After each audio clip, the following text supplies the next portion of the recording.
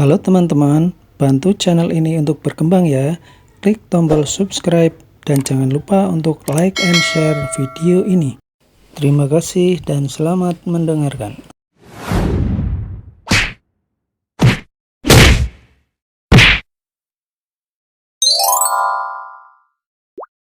Bab 721. Orang sudah berubah. Mary pernah diam-diam memberitahunya masalah ini sebelumnya. Saat itu dia juga mengangguk setuju. Hanya saja dia benar-benar tidak menyangka Angel benar-benar belum mati. Benar, salah satu orang kita melihat dengan mata kepalanya sendiri bahwa Angel sudah pulang. Ujar Marco sambil mengangguk. Tapi sebelumnya bukannya organisasi pembunuh bilang Tommy dan Angel sudah dibunuh? Nick pun kebingungan. Marco ragu-ragu sejenak lalu berkata, "Mungkin kecantikan Angel merubah pikiran mereka. Benar juga katamu, si Angel itu, cekaka, kakak sepupuku benar-benar sangat beruntung." Setelah memuji, Nick mengernyit dan berkata, "Aku sedikit khawatir, apakah jangan-jangan Tommy juga belum mati?" "Tidak mungkin. Tuan Muda Nick tidak usah khawatir tentang hal ini," ujar Marco dengan penuh keyakinan. "Kenapa kamu yakin itu?" tanya Nick dengan kening yang masih berkerut. "Tuan Muda Nick, Anda baru datang ke sini tidak lama, jadi Anda tidak tahu betapa dalamnya perasaan Tommy dan Angel itu. Sama sekali tidak berlebihan kalau dibilang cinta di antara mereka hanya ada di drama TV. Hubungan mereka benar-benar sangat baik. Tommy juga sangat mencintai Angel, jadi menurut karakteristiknya, dia tidak mungkin membiarkan Angel pulang seorang diri." Marco menganalisis hal ini dengan logikanya. Mendengar penjelasan Marco, Nick pun tertawa. "Hei, setelah mendengar penjelasanmu, aku juga jadi merasa yakin. Si Tommy sampah itu memang sangat sentimental. Menurutku, dia hanya orang bodoh. Prinsip seorang lelaki sejati itu seharusnya lebih baik mengecewakan semua orang daripada membiarkan semua orang mengecewakanku. Lelaki sejati itu harus kejam. Semua orang yang sentimental itu adalah orang bodoh. Menurut karakteristiknya itu, dia memang tidak akan membiarkan kekasihnya pulang dan menghadapi berbagai macam bahaya sendirian." Semakin mendengarkan penjelasan Marco, Nick semakin merasa hal ini sangat masuk akal. "Benar sekali, Tuan Muda Nick,"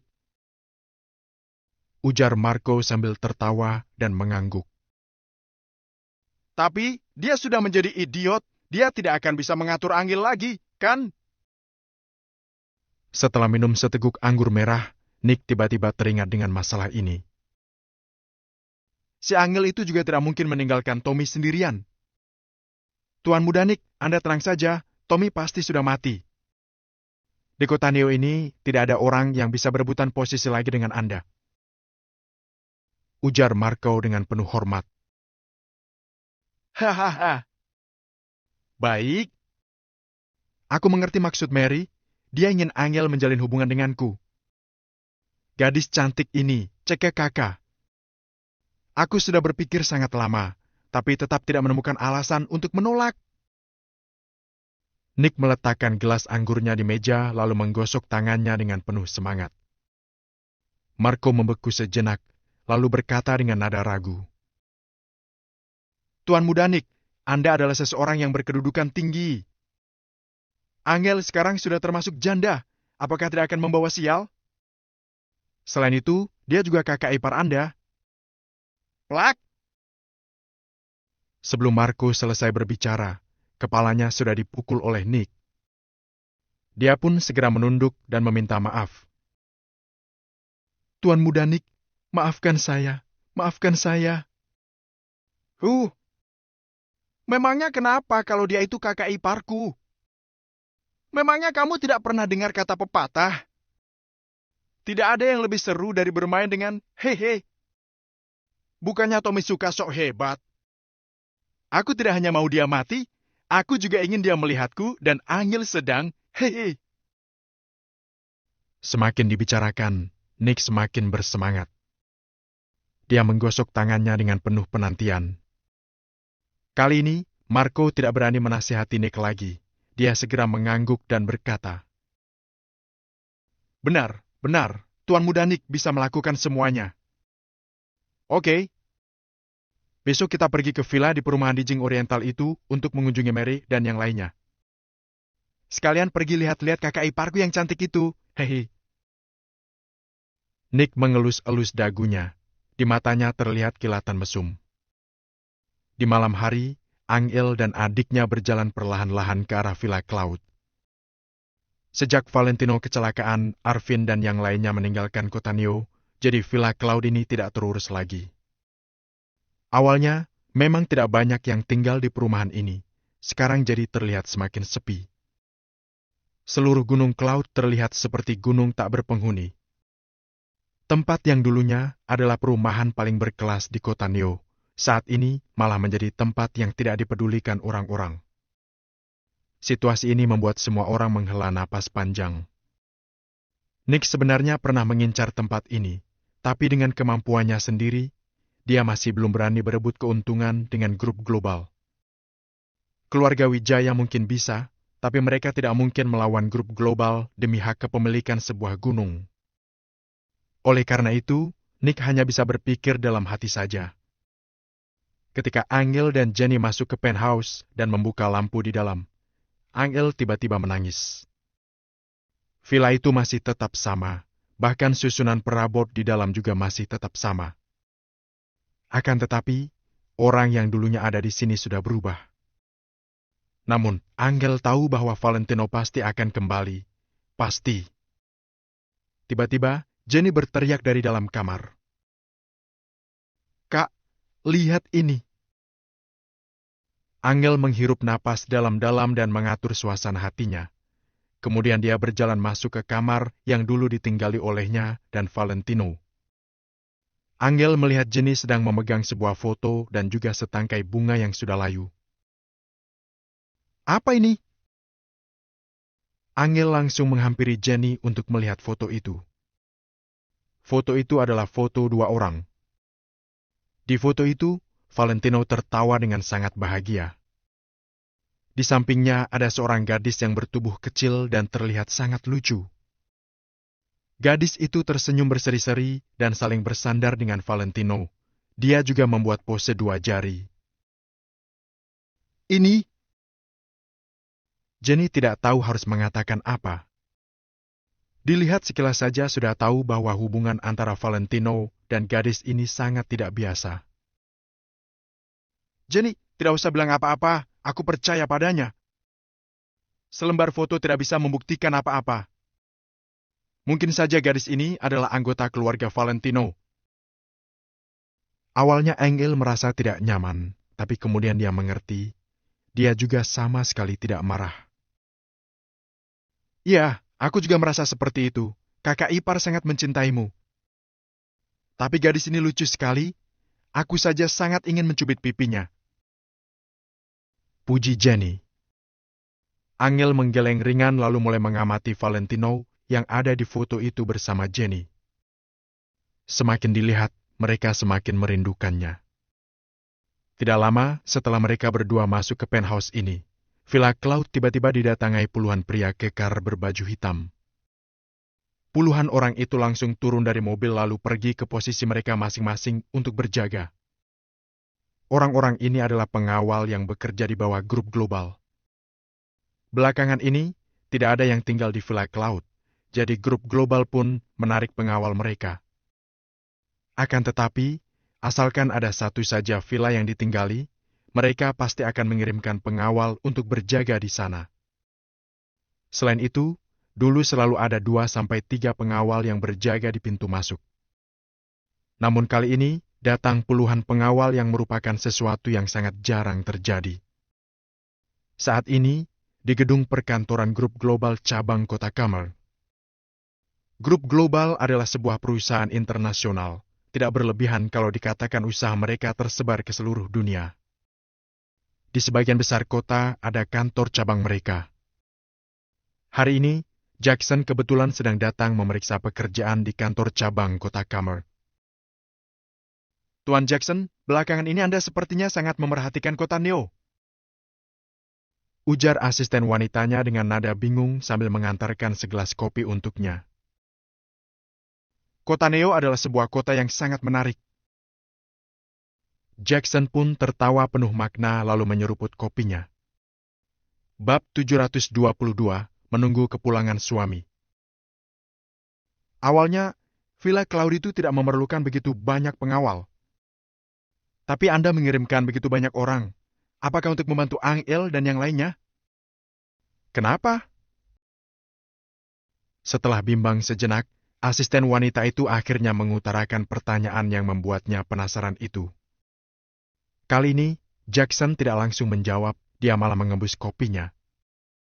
Kemudian, dia menyeruput kopinya lagi baru menjawab dengan suara pelan. Kalau menurut pepatah kalian, orang yang sukses pasti banyak yang membantu, tapi sangat jarang ada yang bersedia membantu orang yang kesusahan. Membantu orang sukses itu oke-oke saja, tapi jauh lebih tidak berkesan dibandingkan membantu saat orang itu kesusahan.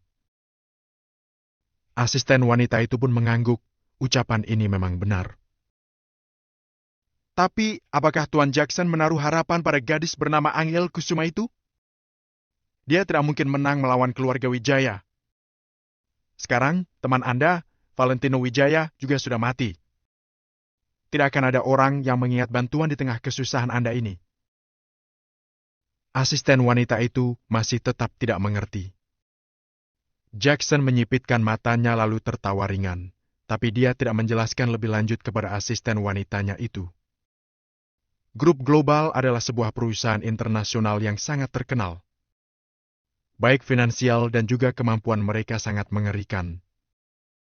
Sedangkan Jackson yang bisa menjadi perwakilan untuk wilayah Asia mana mungkin adalah seseorang yang tidak punya otak. Dia sangat ahli dalam menilai orang. Kalau Valentino benar-benar sudah mati begitu saja, maka Jackson bisa dikatakan sudah buta. Terlebih lagi, kalau grup global ingin menyelidiki pergerakan orang-orang grup Nagasan di luar negeri, pasti akan lebih mudah dibandingkan keluarga Wijaya. Setelah mempertimbangkan berbagai faktor, Jackson tentu saja punya tebakan sendiri mengenai apakah Valentino sudah mati atau belum. Tuan Jackson, saya tetap merasa perbuatan Anda ini tidak terlalu bagus. Perbuatanmu ini menandakan Anda tidak menghormati keluarga Wijaya. Jangankan sekarang Valentino sudah mati. Kalaupun dia belum mati, Anda bermusuhan dengan keluarga Wijaya demi satu orang juga sangat tidak sepadan. Lebih baik kita mencoba menjalin hubungan baik daripada bermusuhan dengan keluarga konglomerat seperti keluarga Wijaya.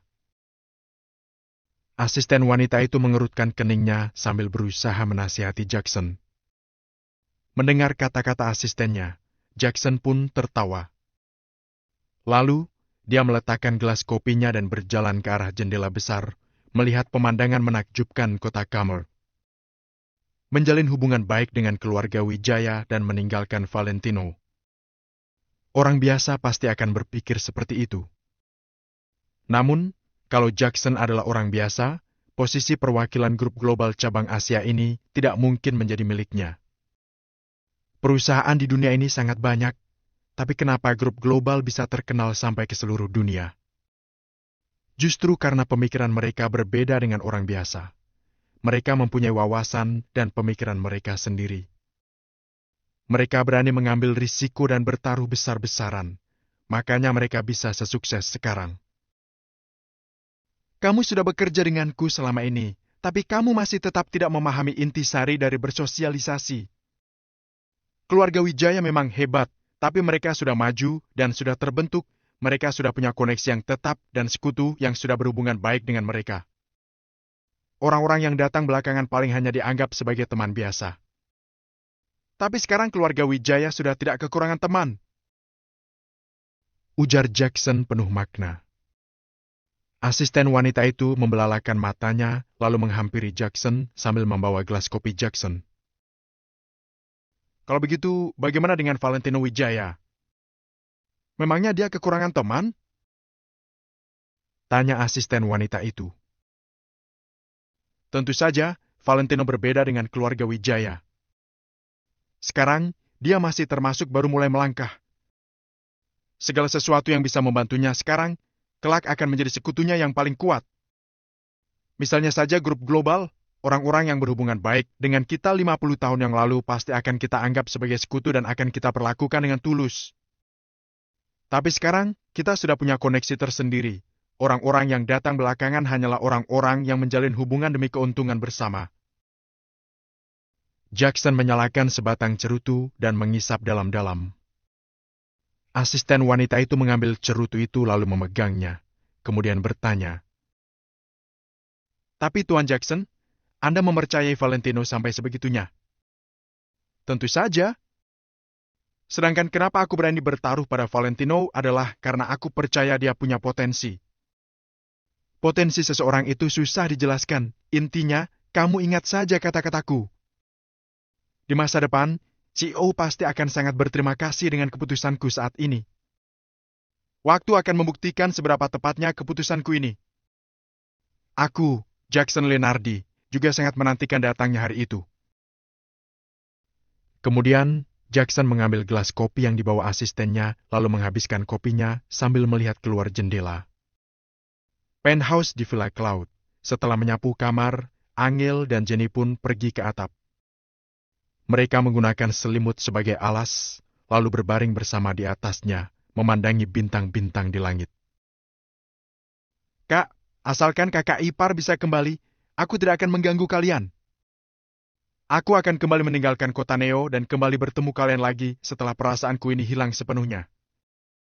Asalkan kakak ipar bisa kembali, aku akan melakukan apapun," ujar Jenny tiba-tiba setelah diam sekian lama. "Baik." Angel pun mengangguk, dia tidak mengatakan apa-apa lagi. Valentino memberitahu dia, nanti ketika grup Promise sudah bisa menggemparkan seluruh kota Vero dan mencapai kota Neo, itulah hari di mana dia, Valentino Wijaya, akan kembali. Angel tidak tahu berapa lama waktu yang dibutuhkan sampai hari itu tiba, tapi dia akan tetap menunggu. Jenny dan Angela pun mulai menginap di Gunung Cloud, berjaga di villa kosong ini, menanti orang yang belum pulang itu. Di kota Vero, 2 hari sudah berlalu. Matahari terbit di timur, cahayanya menyinari kompleks Sea Garden. Sudah 3 hari sejak Angel pergi, Valentino sama sekali tidak melangkah keluar dari kamar. Tidak ada yang tahu apa yang dia lakukan di dalam. Dia tidak menjawab telepon dan SMS dari siapapun. Kasman dan yang lainnya sangat khawatir, tapi mereka tidak bisa melakukan apa-apa. Hari ini adalah hari keempat, tapi tetap tidak ada tanda-tanda Valentino akan keluar dari dalam kamar. Di dalam kompleks, ada 10 prajurit keluarga Wijaya yang tersebar di berbagai tempat untuk melindungi Valentino. Kasman berjalan masuk rumah tanpa suara langkah kaki, lalu melihat ke arah pintu kamar di mana Valentino berada. Jendela mereka sudah ditutupi dengan gorden yang tebal, dari luar sama sekali tidak bisa melihat ke dalam. "Tuan muda Valentino masih belum keluar?" tanya Kasman. "Kak Kasman, belum. Tuan muda Valentino tidak kenapa-kenapa, kan? Aku merasa Tuan muda Valentino terlalu mementingkan perasaan," ujar salah seorang prajurit keluarga Wijaya dengan suara pelan. Dia bukannya sedang menyalahkan Valentino, dia benar-benar sedang mengkhawatirkannya. "Tidak boleh bilang begitu," tegur Kasman. Kemudian, Kasman perlahan-lahan mendongak dan melihat ke arah jendela. "Tuan muda Valentino bukan seorang dewa, dia juga punya perasaan dan nafsu indria. Kita tidak boleh menganggapnya sebagai seorang manusia besi hanya karena dia memiliki tanggung jawab yang sangat besar. Dia adalah seorang pemimpin, tapi dia sudah pasti bukan sebuah robot yang tidak berperasaan. Jadi, kita tidak boleh menyalahkannya kalau terkadang dia ingin bersikap egois." Mendengar kata-kata Kasman, prajurit keluarga Wijaya tadi pun mengangguk dan tidak mengatakan apa-apa lagi. Wush! Begitu Kasman selesai berbicara, gorden jendela tiba-tiba dibuka oleh seseorang. Jendela juga dibuka dan wajah Valentino pun muncul di depan semua orang. Raut wajahnya sangat muram, dia terlihat sangat rapuh dan lemah. Kumis-kumisnya juga mulai tumbuh. Bab 723, Masalah mendesak. Masuk, ucap Valentino dengan suara serak. Dia berbalik lalu masuk ke dalam ruangannya. Kasman dan lainnya tidak berani bersikap ragu. Mereka segera memasuki kamar Valentino. Ada apa? Kata Valentino tanpa menoleh sambil mencukur kumisnya. Kasman menelan ludah, lalu pelan-pelan mulai berbicara. Tuan Muda Valentino. Valentino menyela. Lain kali panggil aku Leno. Baik. Tuan Muda Leno, selama 3 hari ini, semua rencana kita sudah berjalan sesuai rencana. Deska mengumpulkan anak buah yang dulu, jadi kekuatan kita berkembang pesat. Perkembangan Danu sana juga lumayan bagus. Semuanya berjalan dengan baik. Tapi ada sedikit masalah di Rice Real Estate milik Wiz. Saat Kasman tiba di kalimat terakhir, nada suaranya terdengar sedikit khawatir. Kalau bukan karena mereka sudah tidak ada cara lain, mereka pasti tidak akan merepotkan Valentino. Valentino menyeka mukanya sambil berkata, Riz adalah orang yang berkemampuan, dia juga mengerti apa yang harus dilakukan dan tidak. Kalau dia mempunyai masalah, itu seharusnya masalah dana. Ini... Mata Kasman terbelalak, lalu dia mengangguk dan berkata, Benar, masalahnya ada di dana. Valentino menganggukkan kepalanya yang berarti dia mengerti. Dulu saat di kota Neo, Riz memiliki dana yang banyak di bisnisnya. Akan tetapi, dia harus meninggalkan seluruh bisnisnya dalam 1 malam. Sudah termasuk sangat hebat karena dia dapat mengumpulkan ratusan miliar dana sebelum pergi. Ingin menguasai kota Vero dengan dana sebesar 2 triliun itu tidak mungkin bisa. Valentino sudah pernah memikirkan masalah ini. Namun, sebelum dia dapat menyelesaikannya, malah muncul masalah dengan Angel. Beritahu dia, kalau dananya kurang, pergi telan perusahaan kecil. Kalau tidak bisa juga, hubungi perusahaan besar dan kumpulkan uang. Pikirkan cara secepat mungkin untuk mendapatkan dana, baru kita bahas yang lain.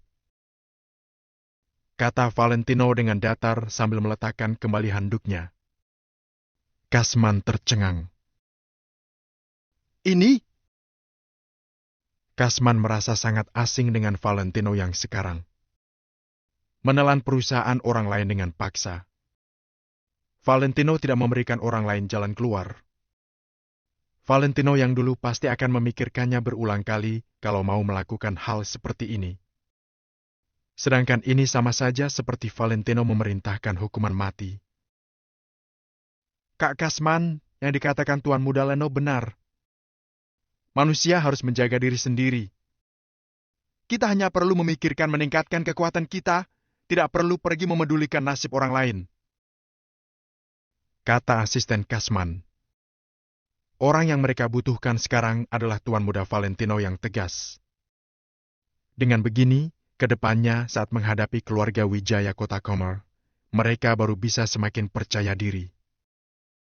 Melakukan suatu hal harus tegas atau masalah akan terus bermunculan. Ada beberapa hal harus dilakukan dengan kejam, itu sama sekali tidak bisa dihindari. Kasman agak bimbang. Tapi kalau kita menyentuh keuntungan berantai perusahaan besar, mereka mungkin akan... Jadi, apa yang aku ingin kalian lakukan? Santai-santai saja. Untuk mendapatkan kekuasaan di kota Vero, kita harus menaklukkan atau melenyapkan. Kata Valentino, kemudian dia berbalik dan masuk ke dalam kamarnya. Nada bicaranya terdengar sangat yakin. Kasman terdiam di tempat. Ketegasan Valentino membuatnya tercengang. Aura Valentino yang sangat berwibawa ini membuat semua orang langsung menghormatinya. Beberapa saat kemudian, Valentino telah mengenakan topeng wajahnya lalu berjalan keluar. Sampaikan ucapanku kepada Riz, dia tahu apa yang harus dilakukan. Tapi, dia harus melakukannya dengan stabil. Menangkan dalam kestabilan, jangan merasa terlalu tertekan. Aku juga akan memikirkan cara untuk menyelesaikan masalah kekurangan dana, kata Valentino sambil merapikan kerah bajunya. Setelah Angel pergi, dia bahkan harus melakukan hal seperti merapikan kerahnya sendiri. Dalam 20 hari, paling lama sebulan, aku mau grup Promise sudah terkenal di kota Vero, kata Valentino. Meskipun itu akan sangat sulit, dia percaya kalau dia bisa melakukannya. Baik, Tuan Muda Leno, kami mengerti. Kasman menganggukkan kepalanya. Kemudian dia pergi bersama anak buahnya. Kalau mereka dapat menghubungi grup Nagasan atau anggota lama asosiasi Valentino Empire, mereka tidak perlu mengkhawatirkan masalah dana. Namun pertama, Valentino tidak boleh sembarangan menghubungi mereka. Untuk beberapa hari ini, tindakan yang mau dilakukan Valentino dan lainnya sangat besar, jadi itu akan sangat mudah menarik perhatian orang lain. Kalau ada dana yang sangat besar memasuki kota Vero, itu pasti akan semakin menarik perhatian orang. Kedua, anggota asosiasi Valentino Empire sedang berkembang di tempat masing-masing. Mereka sendiri juga sedang memerlukan dana. Jadi, untuk masalah ini, Valentino dan lainnya hanya bisa memikirkan cara sendiri. Selain itu, hal ini sangat mendesak. Seharian ini, Valentino mempelajari dokumen dari Danu. Valentino sedang mempertimbangkan dari mana dia harus memulai. Karena sudah dapat kepastian kalau kemungkinan besar tidak ada jejak keluarga Wijaya di distrik Heaven, maka Valentino dapat bertindak dengan berani. Ditambah lagi dengan topeng wajah yang sekarang dipakainya, kekhawatiran Valentino pun semakin berkurang. Setelah 1 hari berlalu, Valentino sudah memastikan untuk menghubungi orang berkuasa yang mana dulu. Selanjutnya, dia perlu menciptakan sebuah kesempatan untuk berhubungan dengan orang itu. Pada jam 12 malam, ada telepon masuk dari Hendrik. Begitu panggilan tersambung, Hendrik langsung menyarankan. Tuan Muda Valentino, lain kali ketika Anda mengangkat telepon, Anda jangan langsung berbicara, harus tunggu saya bersuara dulu. Dengan begitu, keamanan Anda baru bisa terjaga, karena di tempat saya kapan saja bisa terjadi sesuatu. Maksudnya sederhana, identitas Hendrik boleh terekspos, tapi Valentino tidak boleh. Baik. Valentino mengangguk. Setelah itu, keduanya berbicara mengenai beberapa hal penting dengan lama. Sebelum mengakhiri panggilan, Valentino diam sejenak sebelum bertanya. Pak Hendrik, Angel sudah pulang. Bisakah kamu mengutus orang? Apa? Nona Angel sudah pulang? Kenapa? Saat mendengar itu, Hendrik terkejut, tapi juga tidak banyak bertanya. Hendrik percaya pada Valentino. Kalau bukan karena tidak ada cara lain, Valentino pasti tidak akan membuat keputusan seperti itu. Karena Valentino membuat keputusan itu pasti karena dia mempunyai rencana. Tuan Muda Valentino, saya mengerti maksud Anda. Saya akan memikirkan cara untuk memberikan kabar dan mengutus beberapa orang untuk mengawal Nona Angel. Hendrik sangat memahami Valentino, jadi tentu saja dia mengerti maksud Valentino. Baiklah. Dengan ucapan Hendrik, Valentino merasa semakin tenang.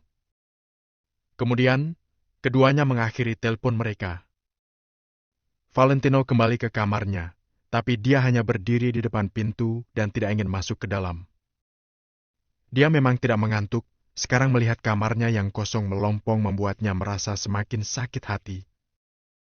Walaupun 3 hari sudah berlalu, Valentino masih belum terbiasa. Valentino menghela napas. Dia membalikkan badannya dan mengambil kunci mobil, lalu membuka pintu untuk keluar dari kamarnya. Sekarang dia semakin menyukai balap mobil. Saat mobil melaju dengan sangat cepat, Valentino dapat melupakan kesedihannya. Bisa?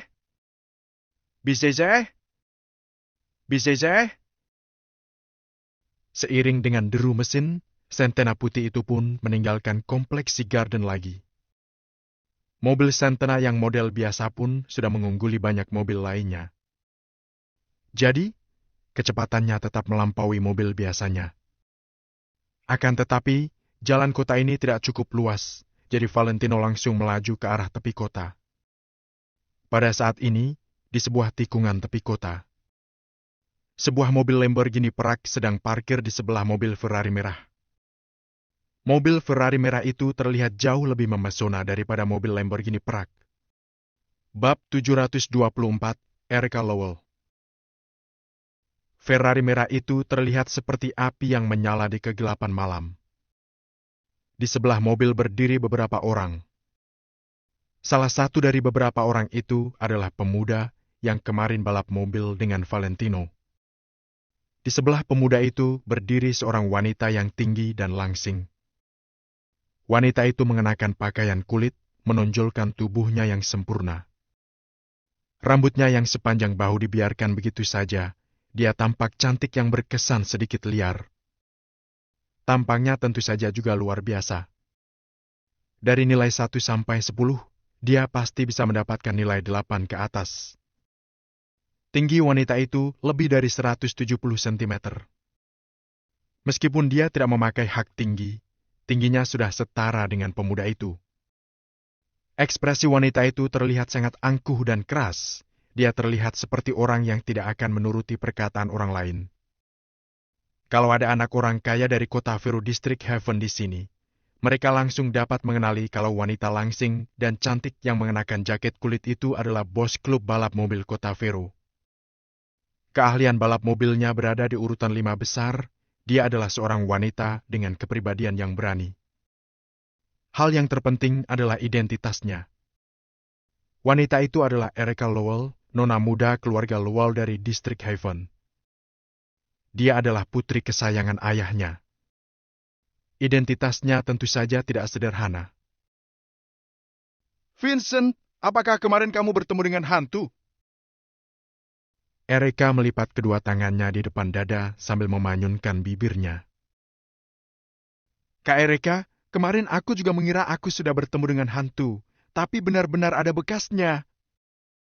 Kamu tanya saja dia, waktu itu dia juga mencium bau ban terbakar. Vincent menarik seorang perempuan. Perempuan itu berhadapan dengan Erica lalu menjawab dengan gelisah. Benar, Kak Erica. Kita sudah menunggu beberapa hari, tapi kenapa orang itu tidak pernah muncul? Orang yang benar-benar menyukai balap mobil tidak akan membiarkan mobil kesayangannya menganggur lebih dari 3 hari. Kata Erica sambil mengerutkan alisnya. Vincent menggelengkan kepalanya lalu berkata, Kalau itu, aku tidak tahu. Pokoknya, dia benar-benar seorang dewa dan pasti bisa membantumu. Apa kamu sudah menyelidiki pelat mobilnya? Apa bisa mendapatkan informasi? Tanya Erica. Belum, karena itu tidak perlu. Vincent menggelengkan kepalanya dan berkata, Kamu bukannya tidak tahu kalau orang-orang seperti kita tidak pernah menggunakan pelat mobil asli saat balap mobil? Erica pun menganggukkan kepalanya. Dia mendengus lalu berkata, Kalau begitu, aku mau melihat yang mengendarai mobil Sentena itu manusia atau hantu. Aku ingin mengujinya, apakah dia sehebat seperti yang kamu bilang? Saat Erica baru selesai berbicara, tiba-tiba terdengar deru mobil yang melaju kencang di jalanan yang luas itu. Kak Erica, dia sudah datang. Itu dia, itu suaranya. Aku pasti tidak salah. Vincent langsung terlihat sangat bersemangat. Dia menoleh ke arah deru mobil. Erica tidak mengatakan apa-apa lagi. Dia hanya memanyunkan bibirnya sambil melihat ke kejauhan. Wush! Dalam sekejap, cahaya yang menyilaukan mulai terlihat. Erica menyipitkan matanya. Lampu ini pasti bukan lampu yang bisa digunakan oleh mobil Sentena biasa. Sepertinya, hanya sepasang lampu yang terang ini saja harganya mencapai 8 digit. Bisa, Bisejeh? Bisejeh? Suara mesin mobil terus menderu. Ia seperti suara binatang buas di malam hari yang sedang terbang ke arah sini. Kak Erika, tidak salah lagi. Itu dia, itu mobil VW Sentananya. Seru Vincent dengan antusias. Dia melihat mobil Sentana yang berada di kejauhan itu dengan tatapan memuja. Halangi dia! Erika melipat kedua lengannya di depan dada dan mendengus. Vincent langsung berdiri di tengah jalan lalu melambai-lambaikan tangannya ke arah mobil itu. Pada saat ini, Valentino yang sedang duduk di dalam mobil pun mengerutkan keningnya, tapi dia terus menginjak pedal gas.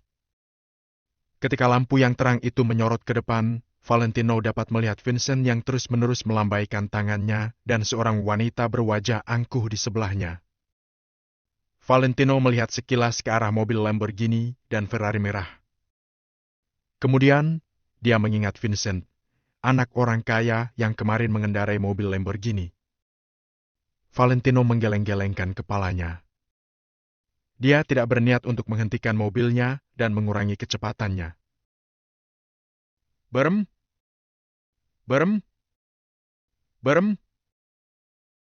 Suara mesin mobil lanjut menderu dan langsung melaju ke arah Vincent. Sialan! Seru Vincent dengan kaget. Erika juga langsung melebarkan matanya. Orang yang mengendarai mobil Santana ini benar-benar berani tidak menghentikan mobil? Sialan! Setelah itu, Vincent segera berguling keluar dari tengah-tengah jalan, menghindar ke sisi jalan. Wush! Mobil Santana itu melaju melewati tengah jalan seiring dengan suara angin yang kuat. Angin yang kencang itu langsung membuat jaket kulit Erika berkibar. Rambutnya yang sepanjang bahu juga berkibar ditiup angin. Erika menyipitkan matanya. Dia melihat mobil Santana itu sambil mengerit. Orang ini kurang ajar sekali. Wush! Kak! Ciit! Terdengar suara ban menggilas aspal yang sangat memekikan telinga, mobil Santana itu berputar dengan sempurna. Setelah itu, Valentino meluruskan mobilnya dengan lancar dan memelesat ke kejauhan. Menarik! Erika tersenyum dengan sombong. Dia berbalik lalu masuk ke dalam Ferrari merahnya. Kak Erika, kamu mau kemana? Teriak Vincent dengan bingung. Tentu saja mencarinya untuk membahas sesuatu. Erika menyalakan mesin mobil, dia menurunkan jendela mobil lalu berkata kepada Vincent. Kamu sudah membohongiku. Kamu tunggu saja pelajaran dariku. Hah? Vincent tercengang, dia segera menjelaskan. Aku tidak membohongimu. Kak Erika, dia benar-benar hebat sekali. Kamu sendiri juga sudah melihatnya. Kamu bilang orang itu tampan, tapi tadi aku sudah melihat wajahnya. Hai MPH. Setelah itu, Erika menginjak pedal gas. Ferrarinya pun langsung melaju. Vincent tercengang. Dia menggaruk-garuk kepalanya, lalu menoleh ke arah perempuan yang di sampingnya dan bertanya. Kemarin saat kita bertemu dengan pria itu, dia memang lumayan tampan, kan? Mungkin? Malam hari gelap, jadi aku tidak melihatnya terlalu jelas. Jawab perempuan itu. Mungkin definisi tampan Kak Erika berbeda dengan punya kita. Gumam Vincent. Erika tersenyum dan raut wajahnya selalu terlihat angkuh. Ferrarinya melaju dengan sangat cepat. Sebagai pembalap klub balap mobil Kota Vero urutan 5 besar, kepercayaan diri Erika datang dari satu demi satu pertandingan yang dimenangkannya. Setidaknya dia tidak pernah menyangka kalau dirinya akan kalah dari mobil Santana. Namun hari ini, kepercayaan diri Erika pasti akan terluka. 5 menit telah berlalu. 10 menit telah berlalu. Erika telah mengendarai dengan kecepatan maksimum. Ferrari Erika yang sudah pernah dimodifikasi juga memiliki performa yang sangat luar biasa. Akan tetapi, dia tetap tidak melihat lampu belakang mobil Centena itu. Jalan di luar kota jarang bercabang, biasanya ia hanya memiliki satu jalan.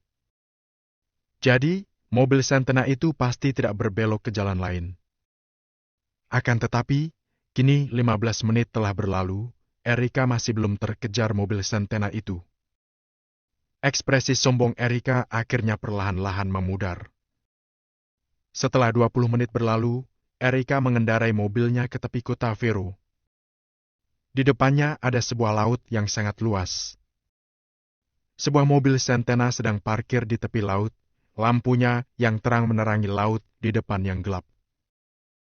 Valentino sedang berdiri di atas sebuah batu dengan meletakkan kedua lengannya di belakang sambil menatap ke sebuah arah. Arah itu adalah di mana kota Neo berada.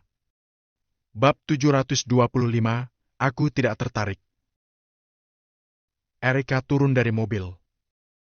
Saat dia tiba di sisi mobil Centena itu, dia mengulurkan tangannya untuk mengelus kap mobil. Setelah merasakan suhu mobil melalui kap, Erika mengerutkan keningnya dan menatap Valentino lekat-lekat. Jika suhu kap mobil rendah, itu berarti Valentino sudah lama mematikan mesin mobilnya. Sedangkan Valentino tidak tampak terkejut sedikit pun saat melihat kedatangan Erika.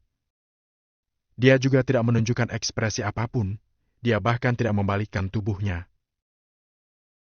Kamu pasti sudah banyak mengubah Volkswagen Centenamu, kan? Tanya Erika sambil mengernyit. Valentino yang tampak gagah berdiri di atas batu membuat Erika melamun sejenak. Akan tetapi, ketika Valentino menoleh dan menunjukkan tampangnya yang biasa, Erika merasa sangat kecewa. Tampangnya biasa sekali. Erika bahkan merasa kalau tampangnya sangat tidak cocok dengan tubuh Valentino yang bagus.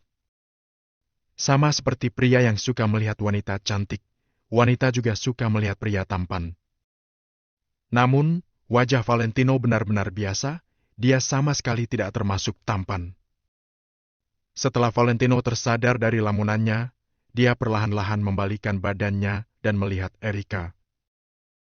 Valentino hanya melirik Erika sekilas, kemudian memalingkan tatapannya. Erika tercengang sekali lagi. Dengan kecantikan Erika, kemanapun dia pergi, para pria pasti akan mengintipnya. Ditambah lagi dengan pakaian kulitnya yang pas badan dia kenakan malam ini. Selama pria itu normal, mereka pasti akan tergila-gila, kan? Namun, Valentino hanya melirik Erika sekilas, setelah itu dia memalingkan tatapannya. Selain itu, Erika juga menyadari kalau tatapan mata Valentino terlihat jernih. Dia sama sekali tidak mempunyai pikiran lain. Bagi Erika yang sudah terbiasa melihat berbagai tatapan mata pria, dia menjadi agak penasaran dengan Valentino. Ada yang bisa kubantu? Tanya Valentino dengan datar sambil menjulurkan tangannya untuk menyalakan rokok. Erika mendengus. Dia berkata dengan nada yang arogan.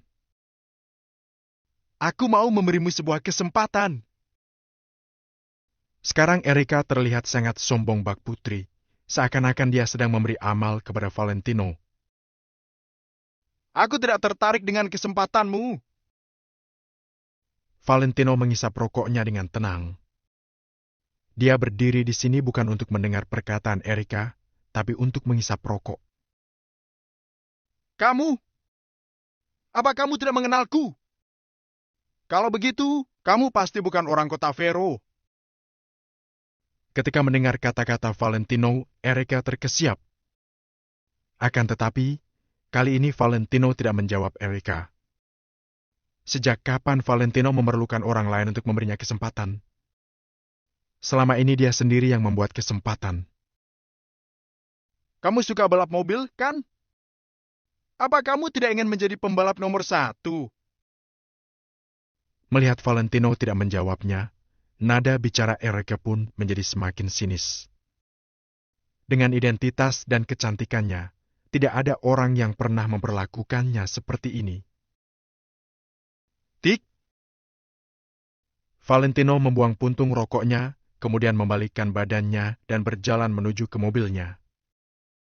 Dengan topeng yang sedang dipakai Valentino saat ini, wajahnya terlihat sangat datar. Sombong sekali. Erika merasa sangat kesal.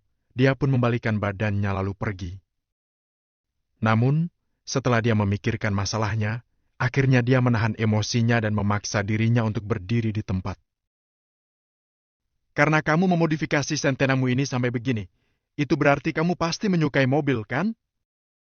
Aku bisa memberikanmu kesempatan untuk menjadi terkenal dan pembalap profesional. Kamu bisa menjadi pusat perhatian di perlombaan. Selama aku menganggukkan kepalaku, kamu dapat bergabung dengan klub balap mobil manapun yang ada di kota Vero. Mata Erika terus mengikuti gerak-gerik Valentino, mulutnya juga terus bergerak. Nada bicaramu arogan sekali. Apa kamu seorang nona besar? Kalau kamu masih bersikap begitu sombong, tidak ada yang perlu dibicarakan. Selain itu, aku juga tidak tertarik untuk menjadi terkenal. Jawab Valentino tanpa menoleh. Erika seketika marah, kemudian dia buru-buru berteriak. Aku bahkan bisa memberikanmu uang yang sangat banyak. Kali ini, ekspresi sombongnya memang sudah berkurang sedikit. Ketika mendengar kata uang, akhirnya Valentino menghentikan langkahnya dan tidak jadi masuk mobil. Sekarang dia memang sedang memerlukan uang. Valentino menoleh lalu bertanya. Berapa banyak? Hei. Erika tersenyum lebar dengan penuh makna. Uang benar-benar bisa menyelesaikan segalanya. 60 miliar. Erika mengacungkan jempolnya. Walaupun pakaian yang sedang dikenakan Valentino tidak sederhana, 60 miliar bukanlah nominal yang kecil. Akan tetapi, Valentino malah merasa sedikit kecewa. Bagi Riz yang sedang membutuhkan dana, 60 miliar termasuk berguna. Tapi jumlahnya terlalu sedikit.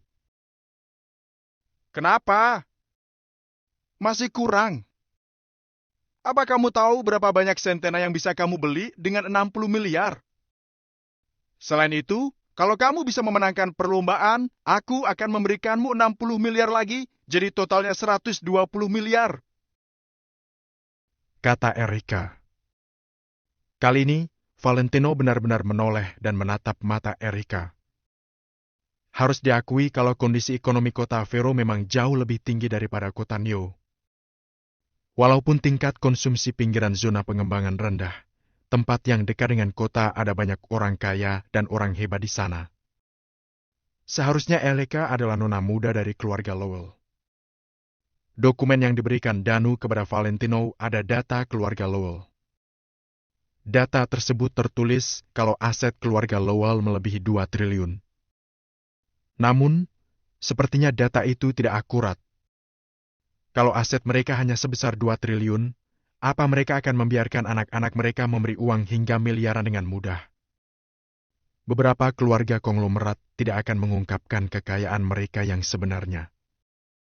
Seperti keluarga Wijaya dari kota Comer, mereka memberitahu dunia kalau aset mereka sebesar ratusan triliun. Kenyataannya, hanya orang keluarga Wijaya yang tahu kalau hanya biaya penelitian dan pengembangan bidang medis di Pulau Ber milik keluarga Wijaya saja memerlukan beberapa triliun per tahun. Apakah keluarga dengan aset ratusan triliun berani bermain seperti itu? Bagaimana? Aku akan memberimu 120 miliar. Ini adalah kesempatan yang akan sangat jarang kamu temui. Perkataan Erika menarik Valentino kembali ke kenyataan. 120 miliar agar aku mengikuti perlombaan? Tanya Valentino. Benar. Ada satu perlombaan selama kamu dapat juara pertama, maka kamu akan mendapatkan hadiah sebesar 60 miliar. Perlombaan itu diselenggarakan bersama oleh beberapa klub balap mobil kota Vero. Jelas Erika sambil memutar bola matanya. Valentino menatap Erika lekat-lekat, kemudian bertanya. Kamu ada taruhan dengan orang, kan? Kalau tidak ada, Mana mungkin Erika akan memberi Valentino uang lagi secara pribadi? Erika tercengang, lalu dia mendengus dan menjawab. Bagaimana kamu bisa tahu? Tapi itu tidak ada kaitannya denganmu. Aku hanya perlu membayarmu. Baiklah, kapan? Valentino mengangguk. Lusa malam, salah.